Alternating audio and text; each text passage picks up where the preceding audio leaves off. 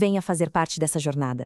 Aqui você encontra conteúdos completos em direito, contabilidade e é exatamente com essa energia que a gente começa a nossa análise profunda de hoje. Como eu sempre digo, caminhe comigo, vamos aprender juntos com método e propósito. Seja muito bem-vindo. Olha, para quem está buscando aquele nível de excelência, este é o momento exato de fincar uma base sólida.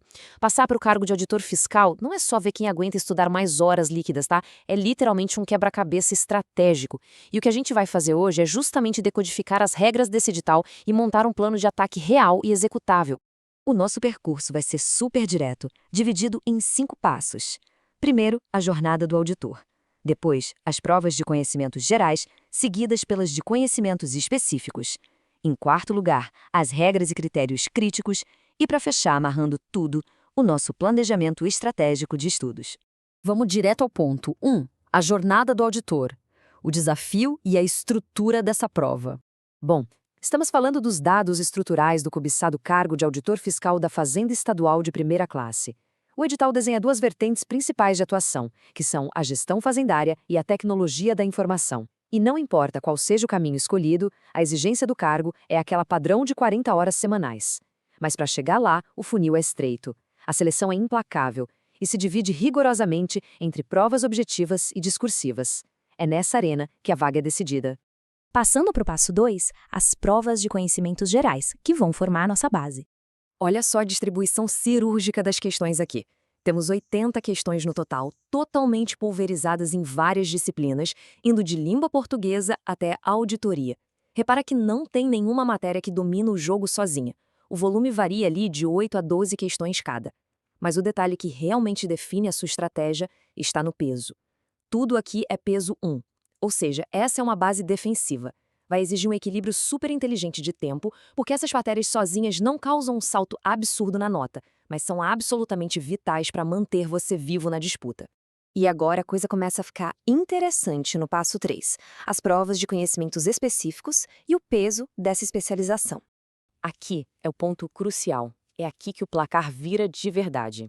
Vamos focar na área de gestão fazendária para entender melhor.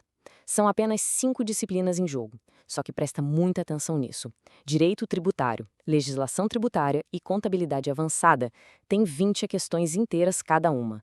E a grande virada de chave? O peso 2.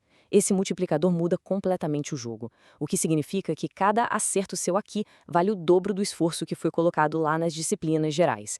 Para colocar tudo isso em perspectiva, a matemática é simples e não deixa margem para dúvida.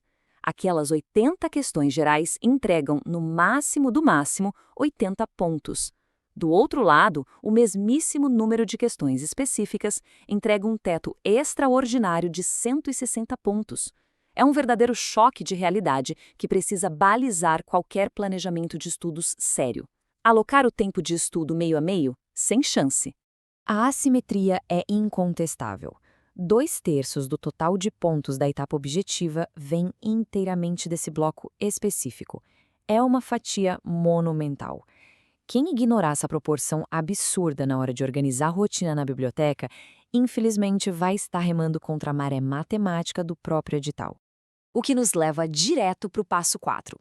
Regras e critérios críticos. A nossa linha de chegada. 150. Esse não é um número qualquer. Essa é a fronteira exata entre continuar respirando no jogo ou ser eliminado sumariamente.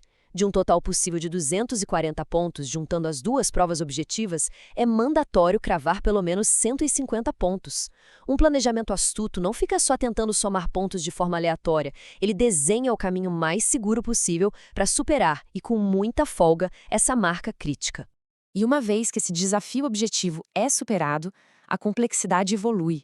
Entram em cena as provas discursivas, que trazem uma questão dissertativa e 2 estudos de caso bem robustos. E qual é a matriz temática dessa fase? Exatamente os conhecimentos específicos.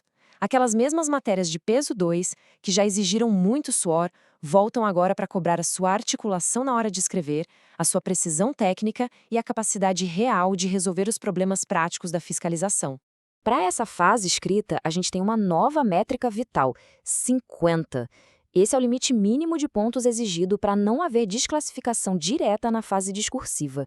É o teste de fogo derradeiro para ver se aquela carga teórica enorme que foi adquirida é sólida o suficiente para virar pareceres práticos e fundamentação legal. E agora vamos ao que interessa, o nosso passo 5, o planejamento estratégico de estudos. O método em si. Considerando aquele alvo de 150 pontos, olha o poder dessas 3 gigantes da gestão fazendária: direito tributário, legislação tributária e contabilidade avançada. Graças ao peso 2 e às 20 questões por disciplina, cada uma dessas matérias isoladamente pode te render 40 pontos. Somadas, as 3 entregam assombrosos 120 pontos. Um domínio absoluto desse trio praticamente aniquila o abismo até a nota de corte mínima de 150. É, de longe, o melhor retorno sobre o tempo investido. Então, para que esse planejamento realmente funcione na prática, a estrutura precisa seguir 4 lógicas indispensáveis. Primeiro, dedicação obsessiva ao domínio desses 3 pilares de peso 2. Segundo, adotar uma postura inteligente de manutenção para os conhecimentos gerais, garantindo que você não perca aqueles pontos mais acessíveis.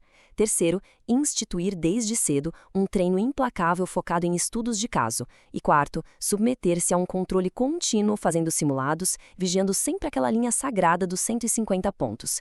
É um sistema de engrenagens perfeitamente alinhado com a realidade da prova. A grande pergunta que fica, depois de entender toda essa dinâmica, é a seguinte: a rotina de estudos que está sendo executada hoje respeita essa proporção matemática ou tem esforço precioso indo pelo ralo no alvo errado? Lembre-se, o sucesso aqui é intencional. Se gostar do conteúdo, dê um joinha, aperte o sininho para ativar as notificações, inscreva-se no canal, comente e compartilhe com os amigos.